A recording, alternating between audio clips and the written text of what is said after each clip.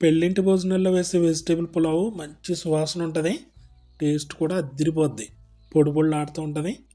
కళ్ళకి ఇంపుగా కనపడుతుంటుంది. సేమ్ మనం అలాగే ఇంట్లో తయారు చేసుకోవచ్చు. కుక్కర్లో తయారు చేసేద్దాము.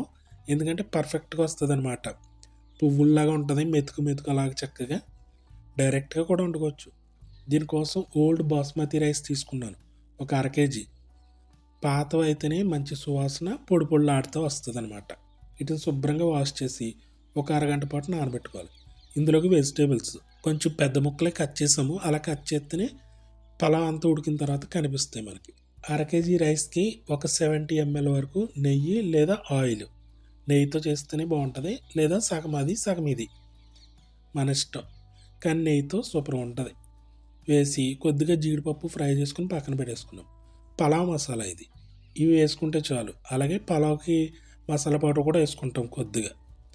అది వేస్తేనే ఆ సువాసన వస్తుంది. ఈ పలావ్ మసాలా కొంచెం ఫ్రై చేసుకున్న తర్వాత ఒక్కొక్క వెజిటేబుల్ వేసుకుంటూ ఒక 1/2 నిమిషం పాటు ఫ్రై చేసుకోవాలి మీడియం ఫ్లేమ్లో. అప్పుడే అన్నీ కరెక్ట్గా ఉడుకుతాయి అన్నమాట.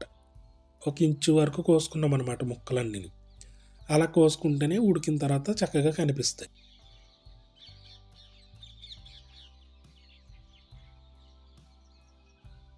కాలీఫ్లవర్, టమాటో, పచ్చిమిర్చి, బంగాళదుంపలు, క్యారెట్, బీన్స్, బఠానీ ఇవన్నీ చక్కగా ఫ్రై చేసుకున్న తర్వాత అల్లం వెల్లుల్లి పేస్ట్, ఇది కూడా ఒక టేబుల్ స్పూన్ 1/2 kgకి. పచ్చివాసన పోయిన తర్వాత 1 స్పూన్ ధనియాల పొడి, అలాగే 1 స్పూను పలావ్ మసాలా వేసుకున్నాం. దానివల్ల గుమగుమలాడిపోద్ది అనమాట.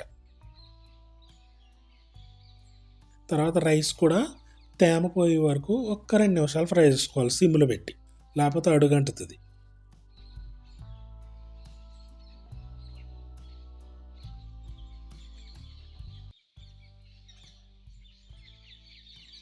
అలా కొద్దిగా తేమ పోయిన తర్వాత ఒక గుప్పెడు కొత్తిమీర, ఒక గుప్పెడు పుదీనా, ఇవి 2 వేసి ఒకసారి తిప్పేసి తగినంత సాల్ట్, వాటర్ వేసుకున్నా కూడా అడ్జస్ట్ చేసుకోవచ్చు, మనం చూసుకోవచ్చు.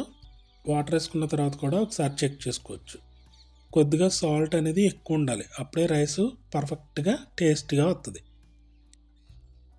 1 గ్లాస్ బియ్యానికి 1 గ్లాసున్నర వాటర్. పాత బియ్యం కదా, అదే కొత్త అనుకో 1:1 అనమాట. మనకి ఇంకా డౌట్ ఉంది, పొడి పొడిగా రాదేమో అన్నప్పుడు నిమ్మకాయ పిండుకుంటాం. నేనైతే వీడియో కోసమని ఇంకా పర్ఫెక్ట్గా రావాలని ఒక అరబద్ద నిమ్మకాయ పిండాను. అలా పిండి హై ఫ్లేమ్లో పెట్టి 1 విజిల్ మాత్రమే ఇచ్చాను. 1 విజిల్ చాలు, బాస్మతి రైస్ కదా, సరిపోద్ది, కరెక్ట్గా ఉడుకుతుంది. ఇలా ప్రెషర్ అంతా పోయిన తర్వాత విజిల్ తీసేసి ఒక 1 అవర్ పాటు వదిలిపెట్టేయాలి అలాగా. అలా మూత తీసిన వెంటనే చూపిద్దాం అనుకున్నాను, కానీ క్లిప్ మిస్ అయింది. ఆల్రెడీ తిప్పేసాను నేను దీన్ని. చూసారా ఎంత పర్ఫెక్ట్గా వచ్చిందని. ఒక 1 అవర్ పాటు దాన్ని అలా వదిలిపెట్టేయాలి, బిగుస్తుంది అనమాట రైస్ అంతా.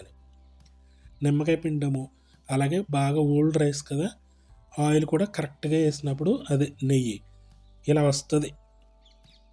చూడడానికి మంచి ఇంపుగా ఉంటుంది, సువాసన మాత్రం అదిరిపోతుంది. లాస్ట్లో దీనిపైన జీడిపప్పు, ముందే రైస్లో వేసి ఉడికించామనుకో జీడిపప్పు మెత్తగా అయిపోతుంది.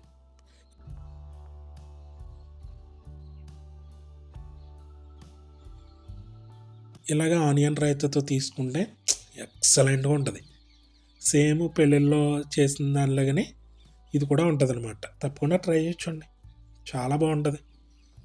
ఇంకా బోల్డ్ అని వీడియోస్ ఉంటే మన ఛానల్లో విజిట్ చేయండి. తప్పకుండా ఛానల్ సబ్స్క్రైబ్ చేసుకుని సపోర్ట్ ఇవ్వండి. ఇంకా దీన్ని మనం వెజిటేబుల్ కర్రీస్ కానీ లేకపోతే నాన్ వెజ్తో కూడా తినేయచ్చు, సూపర్గా ఉంటుంది. సబ్స్క్రైబ్ చేసుకోండి, లైక్ చేయండి, షేర్ కూడా చేయండి.